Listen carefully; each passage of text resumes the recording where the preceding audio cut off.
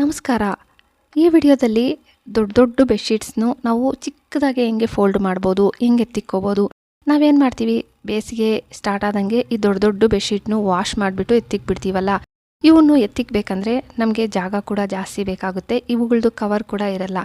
ಆ ಟೈಮಲ್ಲಿ ನೀವು ವಿಡಿಯೋದಲ್ಲಿ ನಾನು ತೋರಿಸ್ತಾ ಇದ್ದೀನಲ್ಲ, ನಿಮ್ಮದು ಮಂಚದ ಮೇಲಾಗಲಿ ಇಲ್ಲ ಕೆಳಗಡೆ ನೆಲದ ಮೇಲೇ ಆಗಲಿ, ಎಷ್ಟು ದೊಡ್ಡ ಬೆಡ್ಶೀಟ್ ಇದು. ಈ ಬೆಡ್ಶೀಟ್ನ ಪೂರ್ತಿ ಹಿಂಗೆ ಹಾಕ್ಬಿಟ್ಟು ಮೇಲೆ ನಾನು ಸೇಮ್ ಫೋಲ್ಡ್ ಮಾಡಿದ್ನಲ್ಲ, ಹಿಂಗೆ ಫೋಲ್ಡ್ ಮಾಡ್ಕೋಬೇಕು. ಮತ್ತು ಒಂದು ಸೈಡ್ ಈ ಕಡೆಯಿಂದ ಫೋಲ್ಡ್ ಮಾಡಿ, ಮತ್ತು ನಿಮ್ಮ ಲೆಫ್ಟ್ ಸೈಡ್ ಒಂದು ಟೈಮ್, ರೈಟ್ ಸೈಡ್ ಒಂದು ಟೈಮ್ ಈ ಥರ ಫೋಲ್ಡ್ ಮಾಡ್ಕೊಬಿಡಿ. ಒಂದ್ರ ಮೇಲೆ ಒಂದು ಈ ಥರ ಫೋಲ್ಡ್ ಮಾಡ್ಕೋಬೇಕು. ನೋಡಿ, ವಿಡಿಯೋದಲ್ಲಿ ನಾನು ತೋರಿಸ್ತಾ ಇದ್ದೀನಿ. ಸೇಮ್ ಹಿಂಗೆ ಫೋಲ್ಡ್ ಮಾಡಿಕೊಂಡು ಕೆಳಗಡೆಯಿಂದ ಮತ್ತೆ ಒಂದು ಸತಿ ಫೋಲ್ಡ್ ಮಾಡ್ಕೋಬೇಕು. ಒಂದು ಟೈಮ್ ಫೋಲ್ಡ್ ಮಾಡಿಕೊಂಡ್ರೆ ಸಾಕಾಗುತ್ತೆ. ನೋಡಿ, ಈ ಥರ ಫೋಲ್ಡ್ ಮಾಡಿದ್ದೀನಲ್ಲ, ಸೇಮ್ ಹಿಂಗೆ ಇರಬೇಕು. ನಿಮಗೆ ಎಷ್ಟು ದೊಡ್ಡ ಬೆಡ್ಶೀಟ್ ಆದರೂ ಸೇಮ್ ನಾನು ವಿಡಿಯೋದಲ್ಲಿ ತೋರಿಸ್ಕೊಟ್ಟಂಗೆ ನೀವು ಫೋಲ್ಡ್ ಮಾಡ್ಕೋಬೋದು. ಕೆಳಗಡೆಯಿಂದ ಒಂದು ಸತಿ ಫೋಲ್ಡ್ ಮಾಡಿದ್ದೀನಿ. ಕೆಳಗಡೆಯಿಂದ ಒಂದು ಸತಿ ಫೋಲ್ಡ್ ಮಾಡಿಬಿಟ್ಟು ಮತ್ತೆ ಮೇಲೆ ತೋರಿಸ್ತೀನಿ ನೋಡಿ. ಮೇಲೆಯಿಂದ ಈ ಥರ ರೋಲ್ ಮಾಡಿಕೊಂಡು ಬರಬೇಕು. ನಿಮ್ಮದು ಎಷ್ಟು ದೊಡ್ಡ ಬೆಡ್ಶೀಟನ್ನು ಆಗಲಿ ಬಿಡಿ, ಇವಾಗ ನಾವು ಬೇಸಿಗೆಯಲ್ಲಿ ಸಾಮಾನ್ಯವಾಗಿ ವಾಶ್ ಮಾಡಿ ಎತ್ತಿಕ್ಬಿಡ್ತೀವಿ, ಇವನ್ನ ಯೂಸ್ ಮಾಡಲ್ಲ. ಹಂಗೆ ಇಟ್ಟಿದ್ದೀವಿ ಅಂದರೆ ಇದು ಧೂಳು ಎಲ್ಲ ಬೀಳ್ತಾ ಇರುತ್ತೆ. ಇದನ್ನು ಈ ಥರ ಫೋಲ್ಡ್ ಮಾಡ್ಕೋಬೇಕು. ನೋಡಿ, ಕೆಳಗಡೆ ನಾವು ಫೋಲ್ಡ್ ಮಾಡಿದ್ವಲ್ಲ, ಅದರೊಳಗಡೆಗೆ ಇದನ್ನು ಮೇಲೆಯಿಂದ ರೋಲ್ ಮಾಡ್ಕೊಂಬಂದಿರ್ತೀರಲ್ಲ, ಅದನ್ನು ನೀಟಾಗಿ ಸೇರಿಸ್ಬಿಡಿ. ಈ ಥರ ಇಡೋದ್ರಿಂದ ಇದು ಓಪನ್ ಕೂಡ ಆಗಲ್ಲ. ಮತ್ತು ಇದನ್ನು ಹಂಗೆ ಇಟ್ಟಿದ್ದೀವಿ ಅಂದರೆ ಧೂಳೆಲ್ಲ ಬೀಳ್ತಾ ಇರುತ್ತಲ್ವ, ಇದ್ರ ಕವರ್ ಕೂಡ ನಾವು ಹಂಗೆ ಇಟ್ಟಿರಲ್ಲ.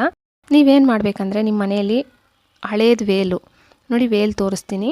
ಹಳೇದು ವೇಲ್ ತಗೊಂಡಿದ್ದೀನಿ. ಇದನ್ನು ಒಂದು ಸೈಡ್ ಸ್ವಲ್ಪ ಉದ್ದ ಬಿಟ್ಟಿದ್ದೀನಿ, ಒಂದು ಸೈಡ್ ಸ್ವಲ್ಪ ಕಮ್ಮಿ. ಮತ್ತು ನಿಮ್ಮ left and right side fold ಮಾಡ್ಕೊಬಿಡಿ ಅದ್ರ ಮೇಲೆ. ಈ ಥರ ಮಾಡಿಬಿಟ್ಟು ಮತ್ತು ಕೆಳಗಡೆಯಿಂದ ಒಂದು ಸತಿ ನೋಡಿ, ಕಮ್ಮಿ ಬಿಟ್ಟಿರ್ತೀರಲ್ಲ, ಇದನ್ನು ಅದ್ರ ಮೇಲೆ ಹಾಕಿ. ಮತ್ತು ಸ್ವಲ್ಪ ಉದ್ದ ಬಿಟ್ಟಿರ್ತೀರಲ್ಲ, ಅದನ್ನು ಅದ್ರ ಮೇಲೆ ಹಾಕ್ಬಿಡ್ಬೇಕು. ನೋಡಿ, ಒಂದು ಸೈಡ್ ಉದ್ದ ಬಿಟ್ಟಿದ್ದೆ, ಇದನ್ನು ನೀಟಾಗಿ ಈ ಥರ ಹಾಕ್ಬಿಟ್ಟು ಮತ್ತು ಸೇಫ್ಟಿ ಪಿನ್ ಹಾಕ್ಬಿಡ್ಬೇಕು. ನೋಡಿ, ನೀಟಾಗಿ ಈ ಥರ ಸೇರಿಸ್ಬಿಡಿ. ಧೂಳು ಏನೂ ಬೀಳಲ್ಲ. ನೀವು ನೆಕ್ಸ್ಟು ಚಳಿಗಾಲದಲ್ಲಿ ತೆಗೆದ್ರೂ ಅದು ನೀಟಾಗಿರುತ್ತೆ ಬೆಡ್ಶೀಟು. ನೋಡಿ, ಇವಾಗ ಸೇಫ್ಟಿ ಪಿನ್ ಹಾಕ್ಬಿಡ್ತಾ ಇದ್ದೀನಿ. ಈ ಥರ ಸೇಫ್ಟಿ ಪಿನ್ ಹಾಕ್ಬಿಟ್ಟು ನೀವು ಇಲ್ಲ ಇದನ್ನು ಸರ್ಜಾ ಮೇಲೆ ಎತ್ತಿಕ್ಬೋದು, ಇಲ್ಲ ನೀವು ಎಲ್ಲಿ ಬೆಡ್ಶೀಟ್ ಇಡ್ತೀರಿ ಕಬೋರ್ಡ್ಗಳೊಳಗಡೆ ಹಂಗೆ ಇಡ್ತೀವಿ ಅಂತಂದರೆ ಬೆಡ್ಶೀಟೆಲ್ಲ ನೀಟಾಗಿ ಈ ಥರ ಎತ್ತಿಕ್ಬೋದು. ನೋಡಿ, ತೋರಿಸ್ತಾ ಇದ್ದೀನಿ. ಅಕಸ್ಮಾತಾಗಿ ನಮ್ಮ ಮನೆಯಲ್ಲಿ ಹಳೆ ಬೆಡ್ಶೀಟ್ ಇಲ್ಲ ಅನ್ನೋರು ಸ್ಯಾರಿ ಪೆಟಿಕೋಟ್ ಅಂತೂ ಇರುತ್ತಲ್ಲ, ನೋಡಿ, ಇದು ಹಳೆಯ ಸ್ಯಾರಿ ಪೆಟಿಕೋಟು, ಇದು ಯೂಸ್ ಮಾಡ್ತಾ ಇರಲಿಲ್ಲ. ಇದನ್ನು ತಿರುಗಿಸ್ಬಿಡಿ. ಇದನ್ನು ತಿರುಗಿಸ್ಬಿಟ್ಟು ಇದನ್ನು ಹಿಡ್ಕೋಬೇಕು. ಫ್ರಿಲ್ಸ್ ಥರ ಹಿಡ್ಕೊಂಡು ಒಂದು ರಬ್ಬರ್ ಬ್ಯಾಂಡ್ ಹಾಕ್ಕೊತಾ ಇದ್ದೀನಿ ನಾನು. ನೀವು ರಬ್ಬರ್ ಬ್ಯಾಂಡನ್ನು ಹಾಕ್ಕೋಬೋದು, ಇಲ್ಲ ಅಂತಂದರೆ ದಾರ, ಸ್ವಲ್ಪ ಗಟ್ಟಿ ಇರೋ ದಾರನೂ ಟೈಟಾಗಿ ಕಟ್ಬಿಡಬೇಕು. ಟೈಟಾಗಿ ಕಟ್ಬಿಟ್ಟು ಮತ್ತು ನೇರವಾಗಿ ತಿರುಗಿಸ್ಬಿಡ್ಬೇಕು. ನೋಡಿ, ನಾನು ಹಿಡ್ಕೊಂಡು ರಬ್ಬರ್ ಬ್ಯಾಂಡೇ ಹಾಕ್ತಾಯಿದ್ದೀನಿ. ನನ್ನ ಹತ್ರ ರಬ್ಬರ್ ಬ್ಯಾಂಡ್ ಇತ್ತು. ಇವಾಗ ಒಂದೊಂದು ಸತಿ ನಮಗೆ ತಕ್ಷಣ ರಬ್ಬರ್ ಬ್ಯಾಂಡ್ ಸಿಕ್ಕಲ್ಲ.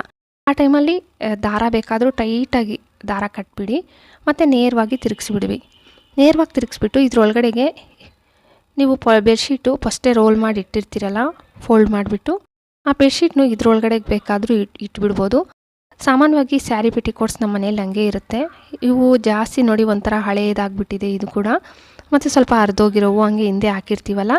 ಇವಾಗ ನಿಮ್ಮ ಹತ್ರ ಈ ಥರ ದೊಡ್ಡ ಬೆಡ್ಶೀಟ್ನು ಹಂಗೆ ಇಡೋಕ್ಕೂ ಆಗಲ್ಲ, ವಾಶ್ ಮಾಡಿದ್ಮೇಲೆ ಧೂಳು ಬೀಳುತ್ತೆ ಅಂತಿರುತ್ತೆ. ಆವಾಗ ನೀವು ಇಲ್ಲ ಹಳೆ ವೇಲಾದರೂ ತಗೋಬೋದು, ಇಲ್ಲ ಸ್ಯಾರಿ ಪೆಟಿಕೋಟ್ ಆದರೂ ತಗೋಬೋದು.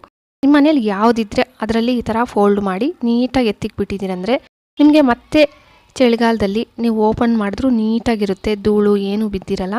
ನೋಡಿ, ಟೈಟಾಗಿ ಇದಕ್ಕೆ ಲಾಡಿ ಬಂದಿರುತ್ತಲ್ಲ, ಇದನ್ನು ಟೈಟಾಗಿ ಈ ಥರ ಎಳೆದುಬಿಡಿ. ಎಳೆದುಬಿಟ್ಟು ಟೈಟಾಗಿ ಒಂದು ಸ್ವಲ್ಪನೂ ಗ್ಯಾಪ್ ಇರಬಾರ್ದು. ಟೈಟಾಗಿ ಗಂಟು ಹಾಕ್ಬಿಟ್ಟು ಎಕ್ಸ್ಟ್ರಾ ಇರೋ ದಾರನೂ ಒಳಗಡೆಗೆ ಸೇರಿಸ್ಬಿಡ್ತಾ ಇದ್ದೀನಿ. ನೀವು ಬೇಕಾದರೆ ಕಟ್ ಮಾಡಿಬಿಡ್ಬೋದು. ನೋಡಿದ್ರಲ್ಲ, ಸಿಂಪಲ್ಲಾಗಿ ನಿಮ್ಮ ಮನೇಲಿರೋ ಬೆಡ್ಶೀಟ್ನು ದೊಡ್ಡ ಬೆಡ್ಶೀಟ್ ಆಗಲಿ ಬಿಡಿ ಹೆಂಗೆ ಫೋಲ್ಡ್ ಮಾಡ್ಕೋಬೋದು. ನೀವು ಇದನ್ನು ಇವಾಗ ಹೆಂಗೆ ಎತ್ತಿಕ್ಕೋಬೋದು ಬೇಸಿಗೆಯಲ್ಲಿ ಅಂತ ತೋರಿಸಿದ್ದೀನಿ. ಪ್ಲೀಸ್ ವಿಡಿಯೋ ಏನಾದರೂ ಇಷ್ಟ ಆದರೆ ಒಂದು ಲೈಕ್ ಕೊಡೋದು ಮರಿಬೇಡಿ. ಹಾಗೆ ಸಬ್ಸ್ಕ್ರೈಬ್ ಮಾಡಿಕೊಂಡು ನಿಮ್ಮ ಫ್ಯಾಮಿಲಿ ಫ್ರೆಂಡ್ಸ್ಗೆ ಶೇರ್ ಮಾಡೋದಂತೂ ಮರಿಲೇಬೇಡಿ. Thank you friends.